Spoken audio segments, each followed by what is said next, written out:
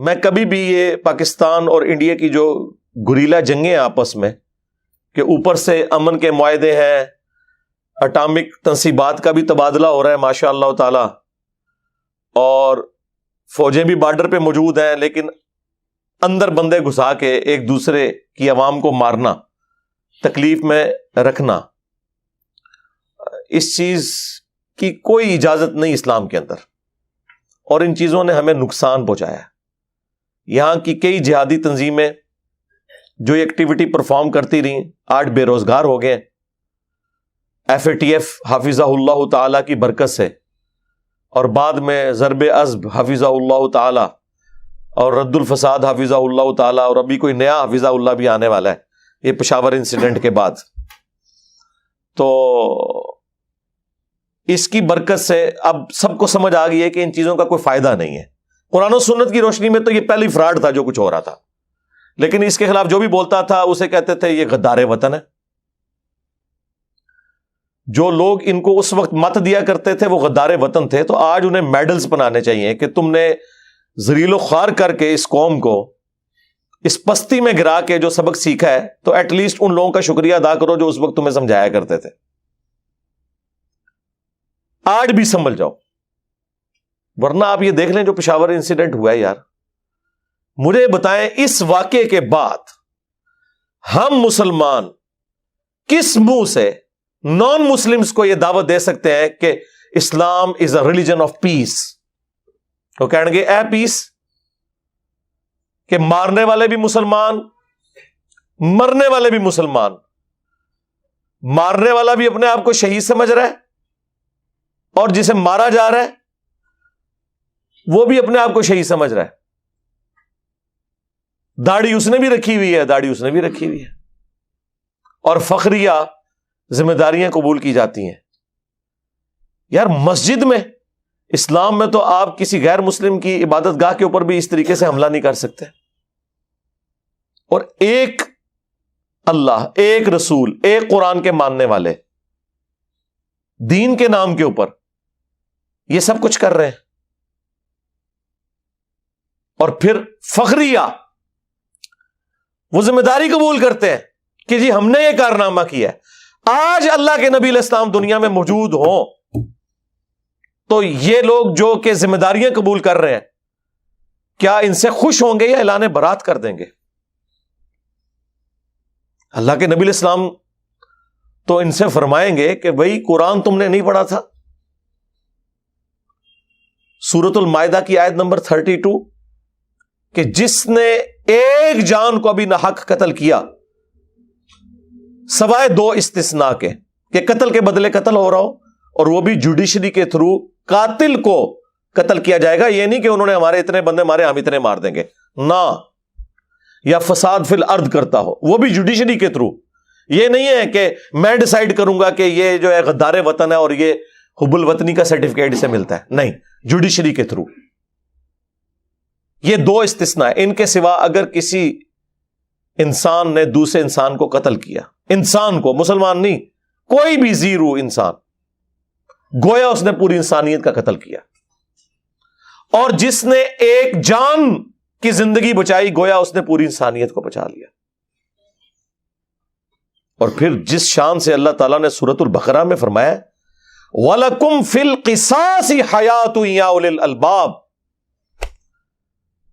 قتل کے بدلے قتل کرنے میں انسانیت کی زندگی چھپی ہے اے عقل مندو، تاکہ تم بچ سکو۔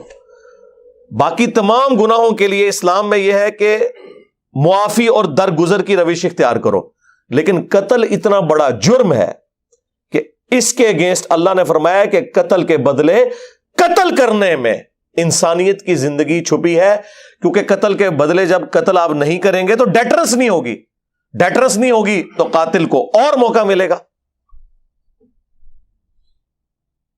اور اس میں مسلمان اور غیر مسلمان کی کوئی تفریق نہیں ہے، یہ ذہن میں رکھیے گا۔ صحیح بخاری میں حدیث ہے، جس نے ایک ذمی کافر کو جو عہد کی پاسداری کے تحت ایک مسلمان ملک کے اندر ٹیکس دے کر، جزیہ دے کر رہ رہا ہے، اس کی حفاظت کی ذمہ داری اس مسلمان ملک کی فوج کے اوپر ہے، اس کو بھی اگر کسی نے ناحق قتل کر دیا غیر مسلم کو، تو وہ جنت کی خوشبو بھی نہیں پائے گا، حالانکہ جنت کی خوشبو 40 سال کی مسافت سے آ رہی ہوگی، لیکن ایک غیر مسلم کو بھی ناحق قتل کرنے والا جنت کی خوشبو نہیں پائے گا۔ مسلمان تو چھوڑ دیں، وہ کتنا بڑا جرم ہے، وہ اتنا بڑا جرم ہے کہ سنن نبی داؤد میں حدیث ہے کہ اللہ تعالیٰ یا تو شرک کو معاف نہیں کرے گا قیامت کے دن، جو سورہ النساء میں 2 دفعہ آ چکا ہے، ان اللہ لا یغفر ان یشرک بہ ویغفر ما دون ذلک لمن یشاء، یعنی اگر کوئی دنیا سے بغیر توبہ کے گیا، توبہ اگر کر لی تو معافی ہے، وہ تو سورۃ الفرقان میں ہے کہ ہم شرک کے کانٹیکسٹ میں کہ ہم گناہوں کو بھی نیکیوں سے بدل دیں گے اگر مرنے سے پہلے توبہ کر لی، لیکن اگر بغیر توبہ کے مر گیا کسی مؤمن کو قتل کرنے والا، تو وہ بھی قیامت والے دن اللہ کے حضور قابل معافی نہیں ہے۔ 2 لوگ قابل معافی نہیں ہے، نمبر 1 شرک کرنے والا، اور نمبر 2 ایک مؤمن کا قتل ناحق کرنے والا۔ اس کے اوپر تو کتنی احادیث ہیں، بخاری اور مسلم دونوں میں حدیث ہے کہ قیامت کے دن سب سے پہلے قتل کے مقدمے کا فیصلہ ہوگا۔ ابو داؤد میں حدیث ہے سب سے پہلے نماز کا سوال کیا جائے گا، اور اس کی ایکسپلینیشن سنن نسائی کے اندر ہے کہ حقوق اللہ میں سب سے پہلے نماز کے بارے میں سوال ہوگا، اور حقوق العباد میں سب سے پہلے قتل کے مقدمے کا فیصلہ ہوگا۔ اور وہ فیصلہ اس لیول کا ہے کہ سنن نبی داؤد میں جامع ترمذی میں حدیث موجود ہے کہ مقتول جسے دنیا میں ناحق قتل کیا گیا تھا، وہ اپنے قاتل کو پیشانی کے بالوں سے پکڑ کے گھسیٹتا ہوا اللہ کے عرش کے پائے کے پاس پہنچ جائے گا اور کہے گا کہ یا اللہ آج مجھے انصاف چاہیے کہ اس شخص نے میری زندگی کیوں چھینی تھی مجھ سے۔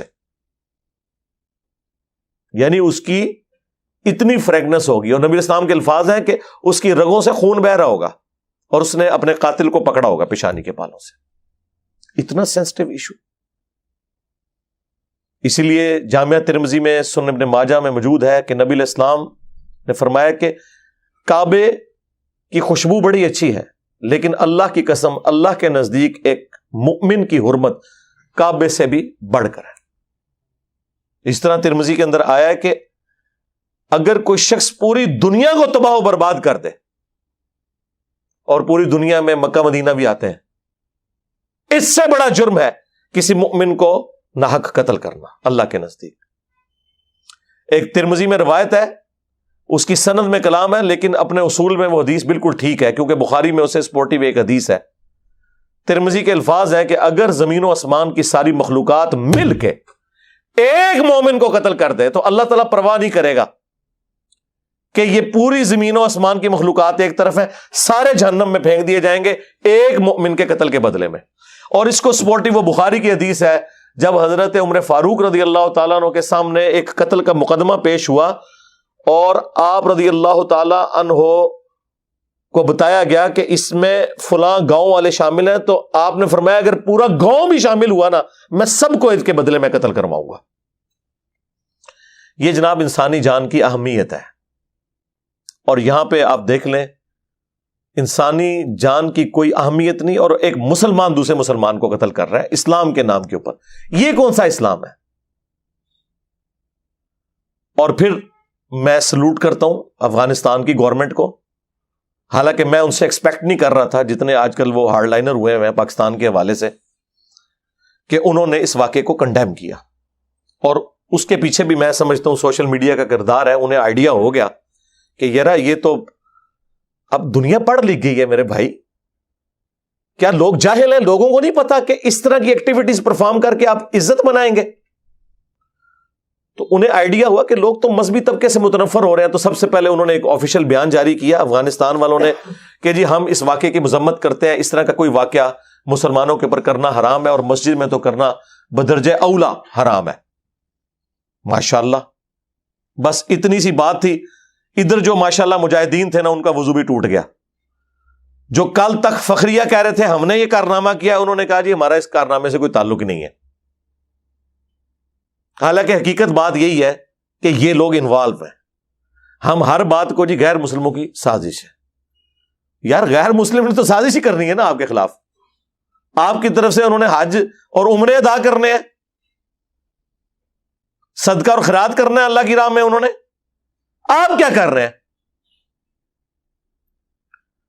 اور اب آپ دیکھ لیں یہ ایک مصیبت آ کھڑی ہوئی ہے، اور یہاں ہمیں مطلب ایک کہانیاں کروائی جاتی ہے کہ جی آج بھی ہو ابراہیم سا ایماں پیدا، آگ کر سکتی ہے اندازے گلستاں پیدا۔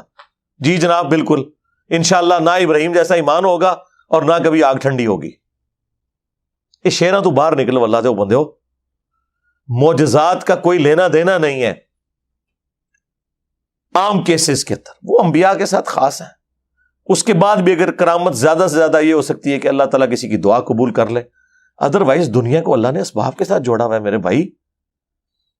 رومنز اور پرشینز کے خلاف صحابہ اکرام نے باقاعدہ جنگیں کی ہیں یار، ہزاروں مسلمان اس میں شہید ہوئے ہیں، تب جا کے وہ کامیابیاں ملی ہیں۔ نگاہ مار کے کچھ نہیں ہوا، ہاں خالی دعائیں کرنے سے کچھ بھی نہیں ہوا۔ وہ تو نبی الاسلام کو اللہ نے ایک مختصر پیریڈ دیا تھا، اس کے اندر دین کا غلبہ کرنا تھا۔ هو الذی ارسل رسولہ بالہدی ودین الحق لیظہرہ علی الدین کلہ ولو کرہ المشرکون۔ تو اللہ تعالیٰ نے غیبی مدد فرمائی، ادروائز ایسا نہیں ہوا کرتا۔ اور جی خالد ابن ولید رضی اللہ تعالیٰ عنہ بڑی تھوڑی سی آرمی کے ساتھ رومنز کے خلاف غالب آ گئے۔ جی جناب اس لیے غالب آئے کہ خالد ابن ولید کے ہاتھ میں بھی تلوار تھی اور رومنز کے ہاتھ میں بھی تلوار تھی۔ اگر سامنے رومنز کے ہاتھ میں ایک کلاشنکوف ہو اور یہاں سے 1000 خالد ابن ولید، میں نہیں کہتا یہ کہہ دیں گے گستاخی ہو گئی ہے، 1000 کو بڑے بڑے پہلوان جنگجو اس زمانے کے آ جائیں تو ایک کلاشنکوف سب کو بھوننے کے لیے کافی ہے۔ تو اس زمانے کی مثالیں دینا غلط ہے، تلوار بامقابلہ تلوار ہوتی تھی، لیکن آج زمین و آسمان کا ڈفرنس ہو چکا ہے۔ ہمارے پاس تو لیٹسٹ اسلحہ بھی نہیں لڑنے کے لیے اس لیول کا، اور جب یہ باتیں کرے کہتے ہیں یہ بزدل کر رہے ہیں لوگوں کو۔ یار بزدل نہیں کر رہے، آپ کو گراؤنڈ ریئلٹیز بتا رہے ہیں، آپ مثالیں ہی غلط دے رہے ہو۔ آپ نے صدیوں سے مسلمانوں سے یہ جھوٹ بولا ہے کہ جی مسلمان تھوڑے تھے تو کافروں پر غالب آگے۔ وہ اس لیے آئے کہ جب خالد ابن ولید یہاں سے تلوار لے کے نکلے نا تو رومن جنرل نے بھی تلوار ہی اٹھائی ہوئی تھی۔ اگر اس کے ہاتھ میں کلاشنکوف یا لیزر گائیڈڈ کوئی گن ہوتی تو حضرت خالد ابن ولید تو اپنی فوج سے باہر بھی نہیں نکل سکتے تھے، 2 کلومیٹر دور سے اس نے شہادت تک پہنچا دینا تھا، جو آج ہو رہا ہے۔ کے پی میں آپ دیکھ لیں، لیٹسٹ اسلحہ 2 کلومیٹر سے وہ تھرمل سینس کر کے وہ اکوپمنٹ لاک کرتا ہے کہ یہ بندے 2 کلومیٹر دور سے، اور ایگزیکٹ ہٹ کرتے ہیں۔ اور ہماری پولیس کے پاس جس قسم کا ویپن ہے وہ تو 200 فٹ سے بھی نہ کام کرے، اندازہ کرے۔ اور جی تھوڑے تھے ہم غالب آئے خدا کے لیے۔ پھر سب سے بڑا ڈفرنس جو آ گیا وہ ایئر فورس کے اندر ہے۔ امریکن فوج کو 20 سال لگنے تھے یہاں افغانستان میں، 1-2 سال کی گیم تھی، بھاگ جانا تھا انہوں نے۔ اس لیے نہیں کہ وہ بسم اللہ پڑھ کے بم پھینکتے تھے جناب۔ طالبان نے اگر کامیابی حاصل کی ہے تو تلواروں کے ذریعے نہیں کی ہے، ان کے پاس بھی لیٹسٹ اسلحہ تھا رشیا کا دیا ہوا، رشیا اپنا بدلہ اتار رہا تھا۔ جی ہاں، کسی بزرگ کی دعا سے نہیں وہ جیتے۔ آج لوگ مثالیں دیتے ہیں، دیکھ لیں ان کے پاس گاڑیاں سب کچھ لیٹسٹ، کسی اجمیر شریف والے کی بنائی ہوئی گاڑی نہیں ہے، کسی بغداد شریف والے کے بنایا ہوا کوئی اسلحہ نہیں ہے۔ جی ہاں جی، بزرگوں کی بڑی خدمات ہیں۔ تو تب وہ غالب آئے لیٹسٹ اسلحے کی بنیاد پہ، لیکن 20 سال لگے ہیں صرف اس وجہ سے کہ طالبان مار کھاتے تھے ایئر فورس کے اندر۔ ادروائز امریکن 1 سال نہیں وہاں نکال سکتے تھے، لیکن کیا ہے وہ کارپیٹ بمبنگ کرتے تھے، اتنی جانیں شہید ہو جاتی تھی مسلمانوں کی۔ لیکن اس میں چونکہ خرچہ ہوتا تھا تو وہ پھر آہستہ آہستہ ود ڈرا کر کے، ادروائز کامیابی تو ضرور ہے، لیکن یار یہ جو کامیابی ہے یہ کتنی تکلیف سے ہے۔ لاکھوں مسلمان شہید ہوئے، مینٹل ماڈلز بدل گئے لوگوں کے، وہاں کی نسلوں کا سوچنے کا زاویہ بدل گیا۔ آپ سوچ سکتے ہیں، اللہ نہ کرے کہ اس تکلیف سے اور کسی مسلمان ملک کو گزرنا پڑے، اور وہ جاتے ہوئے اپنی جنگ ہمارے اوپر مسلط کر کے چلے گئے۔ کہ ٹھیک ہے ہن تسی کھیڈو پچھو آپس ہی ایک دوسرے نال. اور آپ دیکھ رہے ہیں کہ ہم مطلب کتنا سکون آ گیا تھا ضرب عزب، رد الفساد اور ان چیزوں کے بعد اب دوبارہ سے وہ پھر آپریشن. اب یہ کہہ رہے ہیں جی ہم پلان کریں گے. کیا پلان کریں گے؟ پیسہ ہے کوئی نہیں ہے جی، اور ریزروز جو ہیں وہ نیچے گر رہے ہیں. خالی دعاؤں سے تو کچھ نہیں ہونا. اور پولیٹیکل لیڈرز کا یہ حال ہے کہ ایک ٹیبل پہ بیٹھنے کے لیے تیار نہیں ہے. اتنی اکڑ ہے، یعنی کامن ایشوز کے اوپر بھی بیٹھنے کے لیے تیار نہیں ہو رہے. یار اکانومی پہ بیٹھیں. میں نے کئی دفعہ کہا کہ چارٹر آف اکانومی اور چارٹر آف ڈیموکریسی یہ دو لکھ لیے جائیں. حکومت کوئی بھی ہے دوسرے پہ ملبہ نہیں ڈال سکتی کہ انہوں نے IMF سے معاہدہ کیا تھا ہمارا کیا لینا دینا. سب کے سائن ہو، چاہے اپوزیشن لیڈر ہے چاہے وہ پرائم منسٹر ہے، تاکہ جب بھی کوئی حکومت چینج ہو اس کے اوپر کوئی کسی کے ساتھ گیم نہ کر سکے جس طرح آج کر رہے ہیں.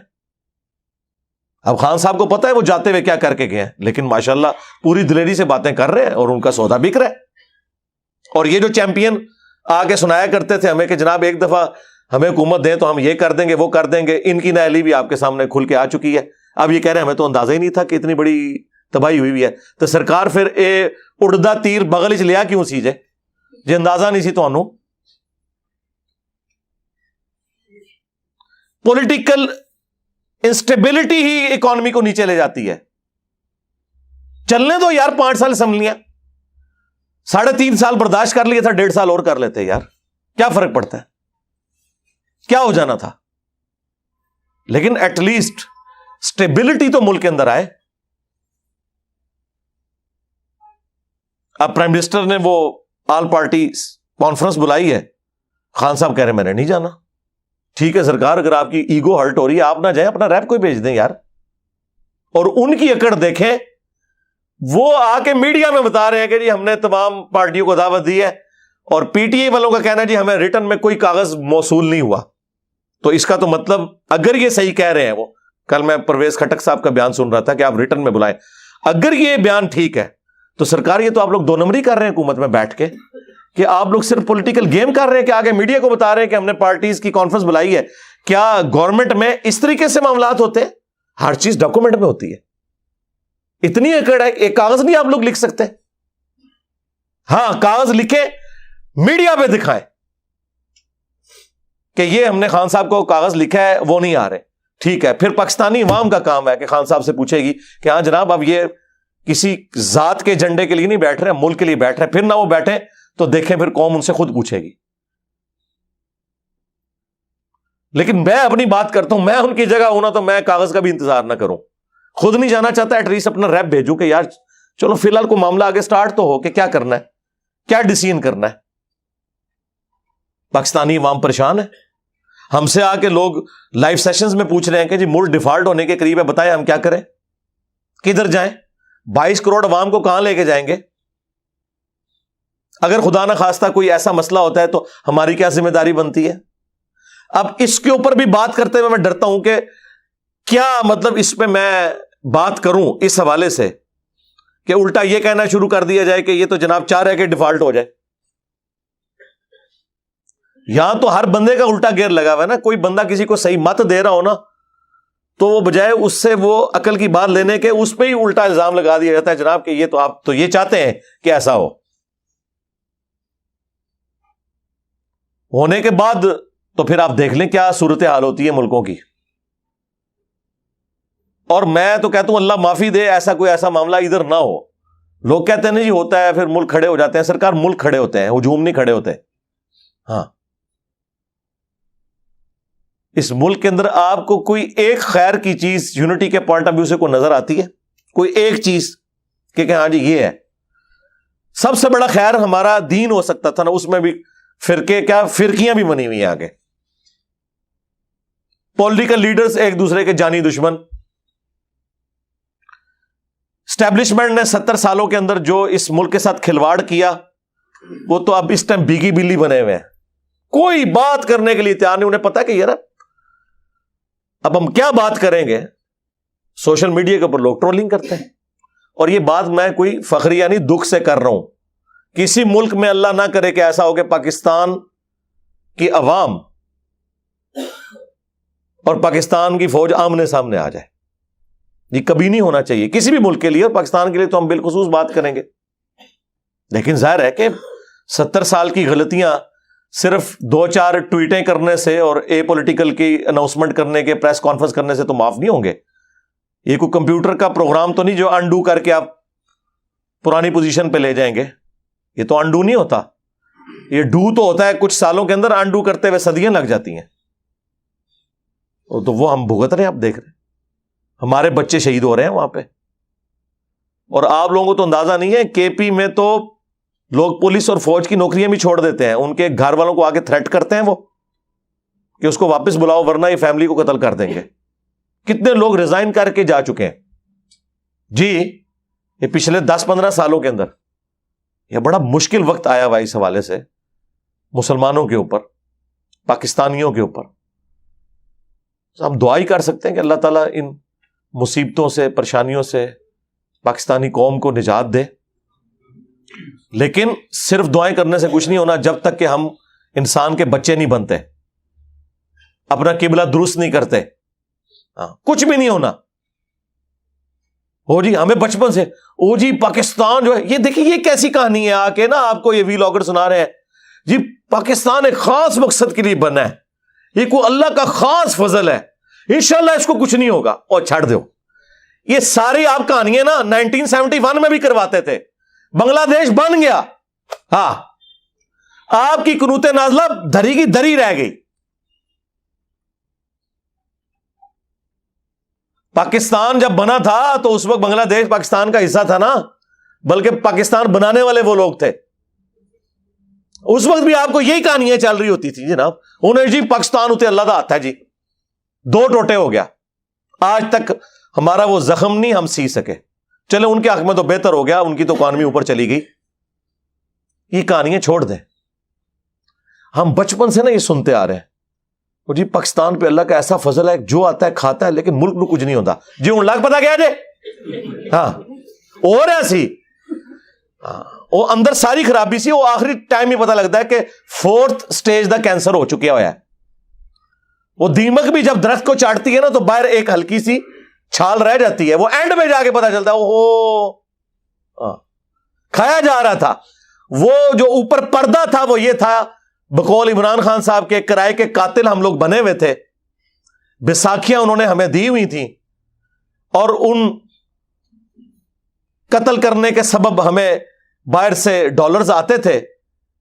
ضیاء الحق کے دور میں بھی, پرویز مشرف کے دور کے اندر بھی, اس کی وجہ سے ہماری اکانومی لگتا تھا کہ بڑی سٹیبل ہے جی. مشرف کے پورے دور کے اندر جی وہ 60 روپے سے ڈالر اوپر نہیں گیا جی. اس لیے نہیں گیا, یہ نہیں ہے کہ کوئی مشرف صاحب نے کوئی کارنامہ کر دیا تھا اس ملک کے لیے, بلکہ یہ تھا کہ باہر سے ہمیں پیسہ آ رہا تھا. وہ پیسہ اب آنا رک گیا کیونکہ اب مزید انہیں کرائے کے قاتل نہیں چاہیے. انہوں نے the damage has been done کر دیا ہمارے ساتھ جو کرنا تھا. ہاں جی اب انہیں کوئی کرائے کے قاتل نہیں چاہیے. اب باہر سے ڈالرز آنا بند ہو گئے ہیں, اب ہمیں اپنی اوقات پتہ چل گئی ہے. اچھا یہ کہہ رہے ہیں جی وہ 2 ارب ڈالر فلاں دے دے گا, 1 ارب, اچھا جی وہ بھی تو مک جانا ہے. جس طرح جب ایک باپ مرتا ہے اور اولاد بجائے کاروبار کرنے کے اس کا پیسہ کھانا شروع کرتے تو جائیداد تو ایک دن ختم ہی ہو جاتی ہے نا. یہ پیسے مل بھی جائیں تو ہم کیا کریں گے جب تک ہم اپنے آپ کو خود کھڑا نہیں کرتے اکانومی کے پوائنٹ آف ویو سے. زراعت کے اندر پاکستان یعنی دنیا میں زرخیز ترین جگہوں میں سے ہے, پانی کی اویلیبلٹی ہے, لیکن دیکھ لیں گندم ہم باہر سے منگوا رہے ہیں اور سعودیہ ایکسپورٹ کر رہا ہے. چند سالوں کے اندر انہوں نے ڈیسیژن کیا ہے, جا کے ذرا یوٹیوب کے اوپر دیکھیں کہ کس طریقے سے انہوں نے وہاں پہ گندم اگائی ہے, وہ ایکسپورٹر بن گیا. تو ہمارا گراف تو نیچے سے نیچے ہی جا رہا ہے. بس وہ جی جو بھی آتا ہے نا ایک بھاشن دے کے چلا جاتا ہے, نہیں جی نہیں انشاءاللہ تعالی سب خیر ہوئے گی. اور یہ بھاشن وہ آپ کو دے رہے ہوتے ہیں جن کے اپنے پاس سب کچھ اس ملک سے لوٹا ہوا گھر میں ہوتا ہے. سرکار جب آپ کا پیٹ بھرا ہوا ہے, آپ کے پاس ساری فیسلٹیز موجود ہیں, میں اکثر کہتا ہوں پاکستان دنیا میں جنت ہے اس شخص کے لیے جس کے پاس تھوڑا سا پیسہ ہے. اتنے پیسے کے ساتھ آپ دنیا میں کہیں یاشی نہیں کر سکتے. یار جس ملک میں 4-5 ہزار روپے میں پورا مہینہ کام کرنے والی آپ کو مل جائے, جائیں ذرا یورپ اور امریکہ میں دو ہفتے بعد کام کرنے والی آتی ہے اور آپ سوچ نہیں سکتے, افورڈ ہی نہیں کو کر سکتا, اس لیے سب لوگ کام اپنا خود کرتے ہیں. ایک ریزن یہ بھی ہے, تو انہوں دسیا جاتا ہے بڑے محنتی نے, محنتی مونتی کوئی نہیں نے, وہ گل ہے کہ افورڈ نہیں کر سکتے. آپ کو کہتے ہیں وطن کی مٹی سے بڑا پیار ہے اس لیے لاش ادھر آ رہی ہے, اس لیے نہیں سرکار, وہاں پہ قبر بہت مہنگی ہے اس لیے لاش ادھر آتی ہے. ہاں سانو کہانیاں نہ کراؤ, سانو پتہ ہے. اللہ دے بندے ہو. تو یہاں پہ صورتحال آپ کے سامنے, پیسہ جس کے پاس ہے وہ تو آپ کو کہے گا کہ اللہ کے نبی چٹائی پہ بیٹھتے تھے. ہاں جی, جس کو پلاٹ ملے ہوئے ہیں, جس نے اربوں ڈالر بنا لیے ہیں, جبکہ اس کی پوری زندگی کیا, اس کی پوری نسلوں کی تنخواہیں اتنی نہیں تھیں جتنے اس نے ایسٹس بنا لیے ہیں, تو ظاہر ہے کہ وہ ہر سال ایک نیا ترانہ ریلیز کر کے آپ کو سنائیں گے اور آپ جھومیں گے. یہ باتیں ہم اس وقت کرتے تھے جب یہ باتیں کرنے پہ پی ٹی آئی والے ہمیں کہتے تھے علی بھائی آپ کو کچھ پتا نہیں. ہاں ہوں پتا لگا کینوں پتا ہے, تواڈے وڈے نوں یا منوں, ہوں تہاڈا وڈا بھی وہی گلاں کردا ہے جہڑیاں میں کرنا. ایک لادہ بات ہے کہ وڈا ہوں بہت ہی اگے نکل گیا. تو اللہ سے ڈرے, ریالٹی کو سمجھیں, یہ جذباتی باتیں چھوڑ دیں. اللہ خیر کرے گا, اللہ تب خیر کرے گا. اللہ تعالیٰ نے واضح سورۃ الانفال میں فرمایا کہ اللہ تعالیٰ نے کبھی کسی قوم سے نعمت نہیں بدلی جب تک کہ وہ خود ایسے کرتوت نہ کر لیں کہ اللہ تعالیٰ ان سے نعمت وہ چھین لے. اسی کو وائس ورسا کر لیں کہ اللہ تعالیٰ کسی قوم کی حالت کبھی بہتر نہیں کرے گا جب تک کہ وہ اپنے حالات و واقعات کو دیکھتے ہوئے, اپنے حالات و واقعات کی روشنی میں, تناظر میں ایفرٹ پٹ کر کے اپنے حالات بہتر نہیں کر لیتا. اللہ تعالیٰ نے کیوں حالت بدلنی ہے؟ اللہ نے دنیا کو اس باب کے ساتھ جوڑا ہوا ہے. یہ نہیں ہے کہ آپ نے دروشی پڑھنا ہے تو آپ کا پیٹ بھر جانا ہے, 10 دفعہ سورہ اخلاص پڑھنی ہے تو آپ کی پیاس ختم ہو جانی ہے. نہ سرکار, ایسے نہیں ہوتا. پتہ ان کو بھی ہے کہ ایسے کچھ نہیں ہوتا, لیکن بس قوم کو تسلیوں پہ لگایا ہوا ہے. اور قوم بھی آپ دیکھ لیں ماشاء اللہ تعالی, ہر گھر میں 1-2 پاگل موجود ہیں جو بےچارے پوری فیملی کے لیے کمائی کرتے ہیں. پاکستان میں تو یہی ہے. آج یہ باہر سے ریمیٹنس ختم ہو جائیں, آج یہ چیریٹی والا معاملہ تلپٹ ہو جائے, تو آپ دیکھیں ادھر کیا حالات و واقعات بنے. اللہ نہ کرے گا ایسا ہو. دعا تو ہم کر سکتے ہیں, لیکن جب تک کرتوت اپنے ٹھیک نہیں کریں گے, ہر بندہ ایمانداری کے ساتھ اپنا کام نہیں کرے گا, بجائے ایک دوسرے کے کاموں میں لچ تلنے کے اپنے کاموں کے اوپر توجہ نہیں دیں گے, پھر اسی طرح ہم پٹتے رہیں گے. بس صرف تقریریں آپ سن لیں, بھاشن آپ سن لیں, باقی جو ہے وہ آپ صورتحال آپ کے سامنے. اب چونکہ پرویز مشرف صاحب کا بھی ذکر ہوا ہے, ابھی یہ پبلک سیشن شروع کرنے سے پہلے ہی مجھے پتا چلا کہ ان کی ڈیتھ ہو گئی ہے. انا للہ و انا الیہ راجعون. دبئی میں وہ تھے زیر علاج ایک امریکن ہاسپٹل کے اندر کچھ عرصے سے, آلموسٹ 80 ایئرس ایج تھی ان کی, اور ابھی یہی گیم چل رہی ہے کہ وہ ان کی ڈیڈ باڈی یہاں شفٹ ہوگی کہ نہیں, ہو جانی چاہیے. یار بندہ مر گیا, اب اپنے انجام کو پہنچ چکا ہے, اللہ کو خود جواب دے ہے. بحیثیت انسان تو ہم یہی دعا کریں گے اللہ تعالیٰ ان کی غلطیوں سے درگزر فرمائے, اور کوئی اگر کوئی نیکی کے کام انہوں نے کیے ہیں تو ان کا اجر اللہ تعالیٰ ان کو دے.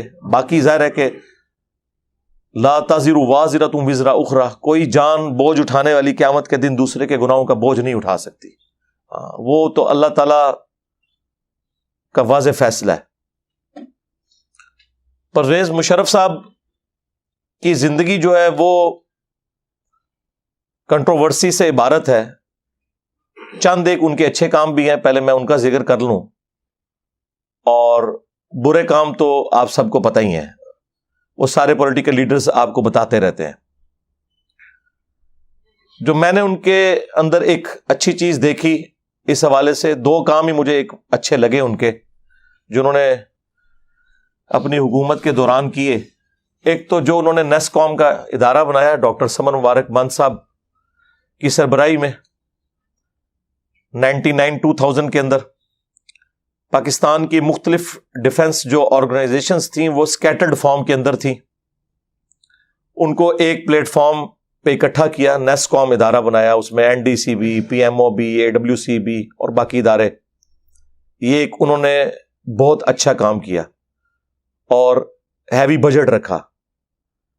پاکستان کا جو اٹامک پروگرام ذوالفقار علی بھٹو نے شروع کیا تھا اسے اپنے کلائمیکس پہ پہنچایا نواز شریف صاحب نے. پاکستان کا جو میزائل پروگرام بے نظیر بھٹو نے شروع کیا تھا اسے اپنے ایپیکس کے اوپر اگر کسی نے پہنچایا تو وہ پرویز مشرف صاحب تھے. یہ نیسکوم کا ادارہ بیسیکلی اسی میزائل ٹیکنالوجی کے حوالے سے ہی سارے معاملات لے کے چل رہا ہے. چونکہ میرا بھی تعلق رہا ہے اسی ادارے میں, ایک سب اس کی آرگنائزیشن NDC کے اندر, تو جتنی انفارمیشن ہم ایک پبلکلی شیئر کر سکتے ہیں اتنی تو ہم کر سکتے ہیں. باقی جو چیزیں وہ تو آپ کو پتہ ہے ایک کانفیڈینشیل ہوتی ہیں, وہ تو ہم ڈسکس نہیں کر سکتے. لیکن یہ ایک ان کی بہت بڑی کنٹریبیوشن تھی بجٹ کے پوائنٹ آف ویو سے بھی اور نیسکوم کے ادارے کو اسٹیبلش کرنے کے اعتبار سے بھی. 2002 کے اندر آپ کو پتا ہے انڈیا اپنی فوجیں لے کے بارڈر پہ آ گیا تھا اور بالکل ٹل نہیں رہا تھا. اس وقت دن رات ایک کر کے ہم بھی اس ٹیم میں شامل تھے الحمدللہ.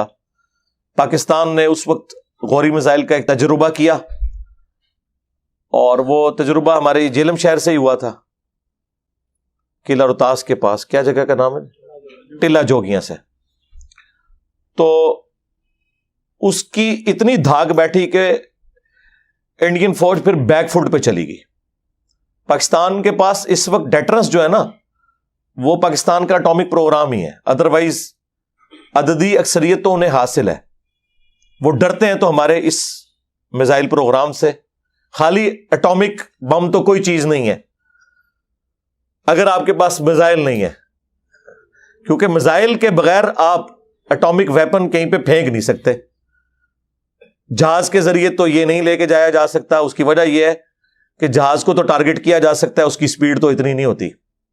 لیکن میزائل کی جو سپیڈ ہے اس کے لیے اینٹی بلسٹک میزائل بنانا یہ ٹیکنالوجی تو بہت تھوڑے ملکوں کے پاس ہے, اور وہ بھی بیک وقت اگر اتنے زیادہ میزائل فائر کر دیے جائیں تو پھر تو اس کو کوئی ہینڈل کر نہیں سکتا.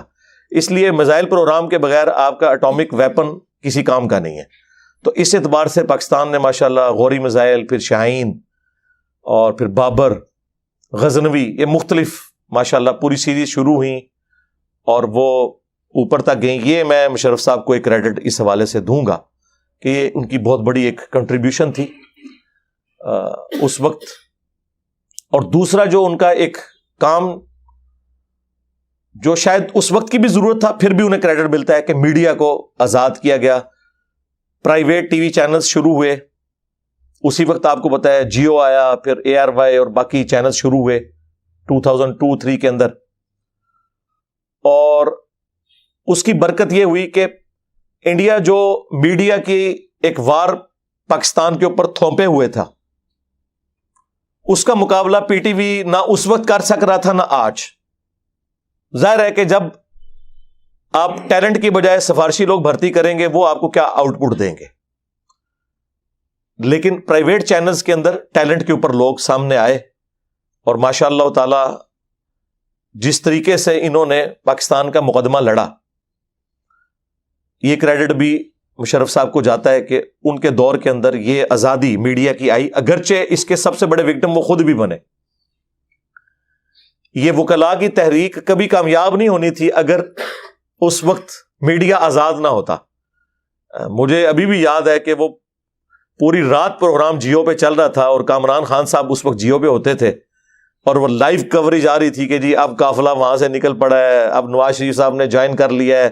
پھر گجرانوالہ جب پہنچے اس وقت خیر آرمی بھی تنگ آ چکی تھی مشرف سے, اور پاکستان میں کوئی بھی اس طرح کی چیز اس وقت تک کامیاب نہیں ہوتی جب تک سائیوں کا ہاتھ نہ پیچھے ہو. تو اس وقت جو ISI کے چیف تھے کیانی صاحب, جو بعد میں آرمی چیف بھی بنے, وہ وکلاء تحریک میں فیول بھر رہے تھے. وہ بھی چاہتے تھے کہ اس سے جان چھوٹے کیونکہ اگلا نمبر ان کا تھا, تو ان کی سپورٹ بھی تھی. بہرحال وکلاء نے قربانی دی. ہم بڑی امید کر رہے تھے کہ اس کے بعد افتخار چودھری صاحب آ کے کچھ کنٹریبیوٹ کریں گے عدلیہ کو, لیکن سوائے اس کے کہ ایک عدلیہ ایک اور پاور بن کے ابھرا پاکستان میں اسٹیبلشمنٹ کے مقابلے پہ, اب دو ہی پاورفل یہاں پہ ادارے ہیں. ایک جوڈیشری کا جس کی کوئی اکاؤنٹیبلٹی نہیں ہے, اور دوسرا فوج کا جس کی کوئی اکاؤنٹیبلٹی نہیں ہے. وہ انٹرنلی جو ہے وہ ہمیں بھی پتہ ہے, آپ کو بھی پتہ ہے, چھوڑ دیں. یہ دو ادارے, بس یہ جوڈیشری کو خود فائدہ ہوا کہ 9 بجے کے خبر ناموں میں ان کی خبریں آنا شروع ہو گئیں. اب وہ خبریں نہیں ہوتی ہیں, وہ عدالت نامہ ہوتا ہے. آج فلاں کو بیل مل گئی, آج فلاں کا کیس لگ گیا, اور وہ فلاں بھی وہ جو پولیٹیکل فگرز ہیں. غریب آدمی بیچارہ ذلیل ہو رہا ہے. ہاں, اس وقت بھی ذلیل ہو رہا تھا, اب بھی ذلیل ہو رہا ہے. بہرحال وہ وکلاء کی تحریک کی وجہ سے یہ سارا کچھ ہوا. بہرحال میڈیا اس وقت آزاد ہوا, اس کا فائدہ اس اعتبار سے پاکستان کو اوورآل یہ ہوا ہے کہ اب دیکھیں کئی ایک خبریں جو پاکستان کا جو نیشنل ٹی وی ہے, پی ٹی وی دبا جاتا تھا, وہ پرائیویٹ میڈیا کے ذریعے سامنے آنا شروع ہوئی خبریں. اس کی وجہ سے ایک عام آدمی کے لیے انصاف کو حاصل کرنا بنسبت پہلے کے حالات و واقعات کے آسان ہو گیا. اب تو خیر یہ سوشل میڈیا نے تو دنیا ہی زیر زبر کر دی ہے نا. اب تو سوشل میڈیا وہ خبریں دیتا ہے, کیونکہ آپ کو پتہ ہے کہ اب تو پرائیویٹ میڈیا کو بھی انہوں نے کنٹرول کیا ہوا ہے, لیکن سوشل میڈیا کے اوپر تو کسی کا زور نہیں ہے. ہاں جی, یہ تو حقیقت بات ہے. یہ وہ جن ہے جس کے اوپر کوئی قابو نہیں پا سکتا. جو اس پہ قابو پانے کی کوشش کرے گا وہ خود اپنی عزت دھو بیٹھے گا. وہ آپ کے سامنے ہی ہے. سوشل میڈیا, ایک بندہ جس کی ٹانگ بھی زخمی ہے وہ اپنے گھر میں بیٹھ کے دیکھ لیں پورے ملک کے اوپر حکمرانی کر رہا ہے سوشل میڈیا کی برکت سے. آپ اختلاف کر سکتے ہیں عقائد و نظریات سے, مجھے بھی ان کی پالیٹکس سے اختلاف ہے, لیکن میں آپ کو اس کی طاقت بتا رہا ہوں, پاور بتا رہا ہوں. دوسری طرف سارے ادارے لگے ہوئے ہیں, گورنمنٹ لگی ہوئی ہے, لیکن اس چیز کا مقابلہ نہیں ہو سک رہا. تو یہ سوشل میڈیا اور پھر اسی دوران انٹرنیٹ سروس اور پھر یوٹیوب کا بھی ایک بوم آ گیا. یہ ساری وہ چیزیں, تو مجھے ان کی پوری زندگی میں 2 یہ چیزیں ایسی پازیٹیو نظر آئی ہیں جو میں ان کی موت کے موقع پر ڈسکس کرنا میں نے ضروری سمجھا. باقی جو نیگیٹو پوائنٹ ہیں وہ تو ظاہر ہے کہ بہت بڑے لیول کے ہیں. پاکستان کو جو لاس پہنچا, اب یہ ساری باتیں میں اس لیے کر رہا ہوں کہ وہ کوئی ان کی پرسنل چیزیں نہیں ہیں. میں یہاں پہ ان کی پرسنل لائف ڈسکس نہیں کروں گا کہ ان کی ذاتی زندگی کیسی تھی, وہ ان کا اور اللہ کا معاملہ ہے. لیکن جو معاملات ان کی ذمہ داری سے ریلیٹڈ ہیں وہ قیامت تک ڈسکس ہوں گے. وہ تو اللہ تعالیٰ نے یوسف علیہ السلام کے بھائیوں کو معاف نہیں کیا جو ڈبل صحابی تھے. حضرت یعقوب علیہ السلام کے بھی صحابی تھے اور حضرت یوسف علیہ السلام کے بھی, لیکن آج تک برادران یوسف کی مثال دی جاتی ہے. وہ جب کوئی نقصان اس لیول کا ہوتا ہے پھر اس کو ہم ڈسکس کرتے ہیں, اس میں وہ کوئی غیبت کرنا نہیں ہوتا اور وہ کسی کا کوئی چھپا ہوا عیب سامنے لانا نہیں ہوتا, کیونکہ بخاری مسلم دونوں میں حدیث ہے, تم میں سے ہر شخص نگہبان ہے, اس سے اس کی رعیت کے بارے میں پوچھا جائے گا. پھر نبی علیہ السلام نے فرمایا کہ ایک حاکم اپنی رعایا کے اوپر نگہبان ہے, اللہ تعالیٰ اس سے پوچھے گا کہ تو نے رعایا کے ساتھ کیا اس نے سلوک کیا, کیا انصاف پرووائڈ کیا. پھر نبی علیہ السلام نے فرمایا ایک مرد اپنی بیوی اور بچوں کے اوپر حاکم ہے. پھر نبی علیہ السلام نے فرمایا اسی حدیث میں ایک بیوی اپنے خاوند کے مال اور بچوں کے اوپر حاکم ہے, اس سے اس کے بارے میں پوچھا جائے گا. حتیٰ کہ بخاری اور مسلم دونوں میں حدیث موجود ہے کہ نبی علیہ السلام نے فرمایا کہ بدترین گڈریا اگر کوئی ہو سکتا ہے نا تو وہ ہے جو انسانوں کے اوپر حاکم بنایا گیا ہے. اگر وہ ان کے ساتھ انصاف نہیں کرے گا, زیادتی کرے گا, تو وہ جنت کی خوشبو بھی نہیں پائے گا. ہاں, یہ لوگوں کو شوق تو بڑا ہے پرائم منسٹر بننے کا, لیکن انہیں پتہ ہی نہیں ہے کہ اس کا انجام کیا ہونے والا ہے. پریزیڈنٹ بننے کا شوق تو تھا, لیکن اس کا انجام کیا ہونے والا ہے. تو مشرف صاحب کا پورا ایک ٹینیور جو ہے نا اس حوالے سے یعنی نیگیٹو چیزوں سے تو بھرا پڑا ہوا ہے, جس کی وجہ سے پاکستانی قوم نے بھگتا. سب سے پہلا دھچکا تو لگا یہ جو کارگر والا تماشا ہوا جو انہوں نے کیا, اور اس ماڈرن دور کے اندر اس قسم کی حرکتیں کر کے اور اپنے آپ کو کہنا کہ ہم کوئی مجاہد ملت بن گئے ہیں. یار کن خوابوں کی دنیا میں رہ رہے ہو. نہ قرآن کی روح سے یہ اجازت ہے کہ گریلا وار کی جائے, سورۃ الانفال میں حرام قرار دیا گیا اس طرح کی وار کرنے کو. اور اللہ تعالیٰ نے فرمایا جب تک معاہدہ اعلانیہ نہیں توڑو گے کسی قوم کے خلاف تم جنگ نہیں ڈکلیئر کر سکتے. اسی وجہ سے مولانا مودودی رحمہ اللہ تعالیٰ نے 1948 میں پاکستان کی فوج کا کشمیر میں داخلے کے اوپر فتویٰ دیا تھا کہ یہ غلط ہے. اعلانیہ جنگ ڈکلیئر کریں, اندر خانے والا یہ معاملہ نہ کریں کہ اوپر سے دوستی ہے اور اندر یہ. اور اسی کانٹیکسٹ میں حدیث جو میں نے اکثر بیان کی ہے ابو داؤد اور ترمذی میں, کہ حضرت معاویہ رضی اللہ تعالیٰ عنہ کے دور میں جو رومن امپائر کے ساتھ ایک معاہدہ تھا, معاہدہ پورا ہونے سے ایک دن پہلے حضرت معاویہ نے لا کے بارڈر پہ فوج بٹھا دی کہ صبح ان پہ یکلخت حملہ کر کے ان سے علاقہ چھین لیں گے. تو ایک صحابی نے گھوڑے کو ایڑی لگائی اور فرنٹ پہ سامنے آ کے کھڑے ہو گئے کہ میں تمہیں یہ کام نہیں کرنے دوں گا, کیونکہ نبی علیہ السلام نے فرمایا تھا کہ جس قوم سے معاہدہ ہو جب تک اعلانیہ نہیں توڑو گے ان پہ حملہ نہیں کر سکتے. یعنی جنگ کے بھی اصول ہیں, یہ نہیں ہے کہ جی محبت اور جنگ میں سب کچھ جائز ہے. وہ ہمارے ایک ایکس ٹویٹر والے بھائی کہا کرتے تھے. تو ایسا نہیں ہے, اسلام میں رولز ہیں, ان کو آپ نے فالو کرنا ہے. بہرحال حضرت معاویہ نے پھر اپنا ڈیسیژن واپس لے لیا کہ ٹھیک ہے یار یہ کام ہم نہیں کریں گے, اگرچہ بظاہر دنیاوی فائدہ ہے لیکن ہم نے یہ کام نہیں کرنا. تو یہ کارگل والا جو معاملہ ہوا جس میں ہزاروں بچے شہید ہوئے, ان کی فیملیز کا کچھ عرصے تک تو پرسان حال کوئی رہا, بعد میں کوئی نہیں. نہ تو ان کو ڈی ایچ اے میں پلاٹ ملے, نہ کوئی انہیں کوئی ہیوی ڈیوٹی کوئی پینشن الاٹ ہوئی. ان شہداء کی فیملیز آج تک دنیاوی تکلیف کو کاٹ رہی ہیں. یہ ایک سب سے بڑا ان کا جرم. دوسرا جرم, انہوں نے جو ایک لیجیٹمائز گورنمنٹ کو مارشاء اللہ کے ذریعے الٹ دیا, جو میں بار بار کہتا ہوں کم از کم یار 5 دفعہ اسمبلیاں چلنے دو. وہ آسما جہانگیر والی بات ہے کہ ہر تیسرے دن ایک پودا اکھاڑ کے کہنا ہے کہ یہ پودا بڑا کیوں نہیں ہو رہا. چلنے دو یار, ملک کو بڑا ہوگا. کبھی کسی حکومت نے اپنا وقت پورا نہیں کیا, اور جنہوں نے کیا ہے یہ پچھلی 3 گورنمنٹیں وہ آپ کے سامنے ہیں لولے لنگڑے طریقے سے. اور اب تو یہ پھر ایک اور تماشا لگا پچھلے سال اپریل کے اندر, وہ آپ کے سامنے. تو یہ جو انہوں نے حکومت ختم کی, یہ ایک اور ان کے نامہ اعمال میں ایک چیز تھی جس کے بعد یہ سارے معاملات تل پٹ ہوئے. اور وہ تو پھر بعد میں پتا چلا نا کہ وہ کرائے کے قاتل چاہیے تھے امریکہ کو. 9/11 کے بعد وہ اپنے وہ معاملات سیدھے کر رہے تھے. اور تیسری غلطی پھر ہوئی جو افغان وار میں جا کے ہم نے لچ تل دیا. حالانکہ اس وقت کتنے کور کمانڈرز بھی مخالفت کر رہے تھے, لیکن کہنے کو تو یہ کہتے ہیں کہ ہم ادارہ ہے, لیکن حقیقت یہی ہے کہ اوپر والا ایک بندہ کوئی ڈیسیژن کرتا ہے تو نچلے لوگ اختلاف رائے کر سکتے ہیں, ان کی سنی کوئی نہیں جاتی. ہاں پھر ریٹائر ہو کے وہ کتابیں لکھ رہے ہوتے ہیں کہ فلاں وقت یہ ہو گیا, فلاں وقت یہ ہو گیا, اور وہ پھر آج تک ہم بھگت رہے ہیں, اور پتہ نہیں ہماری آنے والی نسلیں بھی شاید بھگتیں. پاکستان کی اکانومی چند بلین ڈالرز کے عوض ہم نے اپنے کئی بلین ڈالرز کا نقصان کروا لیا. سب سے بڑھ کر مینٹل ماڈل اس قوم کے بدل گئے. فوج میں جو مذہبی لوگ تھے ان کے اوپر زندگی تنگ کر دی گئی, کتنے لوگ ریٹائرمنٹ لے گئے, اور بالکل 180 ڈگری چینج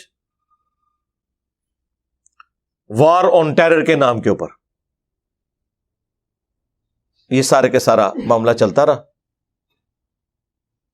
اور بجائے یہ کہ ہم ساتھ نہیں اگر افغانستان کا دے سکتے تھے, چلو بزدلی کی وجہ سے یا حالات و واقعات کی وجہ سے, میں بھی مانتا ہوں حکمت کے تحت ایٹ لیسٹ ہم نیوٹرل تو رہتے. ہم اس سسٹم کا حصہ بن گئے, ہم نے اپنے اڈے دیے. یہ ایک تیسرا ان کے نامہ اعمال میں جو جرم, اور چوتھا لال مسجد والا واقعہ جس کی ہیٹ پھر پاکستان کے ہر شہر میں فیل کی گئی خودکش حملوں کی شکل میں. یہ سارے انہی کے رشتہ دار تھے نا جو بعد میں پھر بم باندھ کے تو ٹوٹ پڑے ہمارے اوپر, اور پھر ہمیں ضرب عزم, رد الفساد اور یہ سارے معاملات کرنے پڑے. یہ تو FATF والا تو معاملہ اب آیا ہے نا, تو ان کو اب ہوش آئی ہے, ادروائز معاملات تو بگڑ چکے تھے پہلے. اور یہ 4 بڑے ان کے آپ سمجھ لیں ٹاپ آف دا لسٹ کارنامے انورٹڈ کاماس کے اندر. پھر آپ کو پتا ہے کہ ایگریمنٹ کیا انہوں نے بینظیر بھٹو کے ساتھ بھی, نواز شریف صاحب کے ساتھ بھی, اور وہ چارٹر آف ڈیموکریسی لکھا گیا. میں تو اس کے حق میں ہوں, اچھا لکھا گیا تھا بشرطے کہ اس کے اوپر عمل بھی ہوتا. لیکن جو ان کے کیسز معاف کیے گئے, اور وہ پاکستان کے وسیع تر مفاد میں نہیں بلکہ اپنی کرسی بچانے کے لیے بچی وہ بھی کوئی نہیں. پھر الٹیمیٹلی 2008 میں ان کو پھر اقتدار چھوڑنا پڑا. پوری زندگی ہمیں سب سے پہلے پاکستان کا درس دیتے رہے اور سب سے پہلے پاکستان سے بھاگے. ٹھیک ہے, ایک آدھ دفعہ عدالتوں میں پیش بھی ہوئے اور آخری دفعہ تو آپ کو پتا انہوں نے گاڑی کا رخ ہی موڑ کے تو ہاسپٹل میں ایڈمٹ اور پھر وہاں سے باہر چلے گئے. ہمیں ملی ترانے سناتے رہے پوری زندگی, لیکن خود زندگی انہوں نے دوسرے ملک میں گزاری. اب ان کی ڈیڈ باڈی, جو میں کہتا ہوں کہ ہم یہاں ان لوگوں کے صرف جنازے پڑھنے کے لیے ہیں, ہاں جب یہ زندہ ہوتے ہیں تو ان سے ہم حب الوطنی کے درس سنتے ہیں اور ملی ترانے سنتے ہیں, اور اس کے بعد ہمیں اخبار میں کہیں چھوٹی سی خبر ملتی ہے کہ اتنے پلاٹ لے کے اور اتنا یکمشت پیسہ لے کے فلاں ملک میں شفٹ ہو گئے. ان کے پاس جو یہ فلیٹس ہیں نا, یہ پوری زندگی کی تنخواہوں سے نہیں خرید سکتے. پوچھے کہاں سے ہیں, کہتے ہیں گفٹ ملے ہیں. تو جنہوں نے گفٹ دیے تو ظاہر ہے کہ وہ اس سسٹم کے بینیفیشری اگر بنے ہیں تو عدلے کا بدلہ تو ہوتا ہے. الٹیمیٹلی پھر ان کی لاشیں آتی ہیں یہاں پہ, اور اگر کوئی جسٹس وقار جیسا کوئی دلیر جج کوئی فیصلہ کر دے, اس کی ٹرولنگ شروع کر دی جاتی ہے, اور تاکہ کوئی بندہ حق کی آواز بلند نہ کر سکے. بہرحال اب چونکہ وہ فوت ہو چکے ہیں, اللہ کا اور ان کا معاملہ ہے, ہم انہیں گالی گلوچ نہیں کرتے, لیکن جو غلطیاں ہیں, جس طرح قرآن میں اللہ تعالیٰ نے اگلی قوموں کے برائیوں کو, چاہے وہ مسلمان تھے یا غیر مسلم تھے, ذکر کیا. بنو اسرائیل نبی علیہ السلام کا اور عیسیٰ ابن مریم کا انکار کرنے سے پہلے مسلمان تھے, اصحاب سبت مسلمان تھے, لیکن اللہ نے ان سب کی برائیوں کا ذکر کیا, ان پہ جو اللہ تعالیٰ کے عذابات آئے ان کا ذکر کیا, اس وجہ سے کہ ہم درس سیکھیں. لہٰذا ہمارے حکمران بھی جو کچھ ہمارے ساتھ کر رہے ہیں یا ہمارے بڑوں نے کیا ہے, ہمارا ایک کام بنتا ہے کہ اس موقع کے اوپر جہاں ہم ان کے لیے دعائیں مغفرت کرتے ہیں کہ اللہ تعالیٰ آخرت کی زندگی ان کے لیے آسان کرے, باقی وہ تو اللہ کی مرضی ہے, وہیں پر ہم ان کی نیگیٹو چیزیں اور پازیٹیو چیزیں دونوں کو ڈسکس کرنا میں نے ضروری سمجھا. اینڈ پہ میں اس حوالے سے سب کے لیے دعا کروں گا, خواہ ہمارے کشمیر کے مسلمان ہوں, خواہ پشاور بم دھماکے میں شہید ہونے والے ہمارے مسلمان بھائی ہوں, خواہ مشرف صاحب, سب کے لیے ہم دعائیں مغفرت کرتے ہیں. جتنے بھی مسلمان فوت ہو چکے, اللہ تعالیٰ ان کی مغفرت فرمائے, انہیں نیک کاموں کا اجر دے, برائیوں سے درگزر فرمائے, اور ہمیں بھی اپنی موت سے پہلے قبر و آخرت کی تیاری کرنے کی توفیق عطا فرمائے. صلو علی محمد وآل محمد, اللہم صلی علی محمد وعلی آل محمد واصحاب محمد وازواج محمد اجمعین الی یوم الدین, آمین.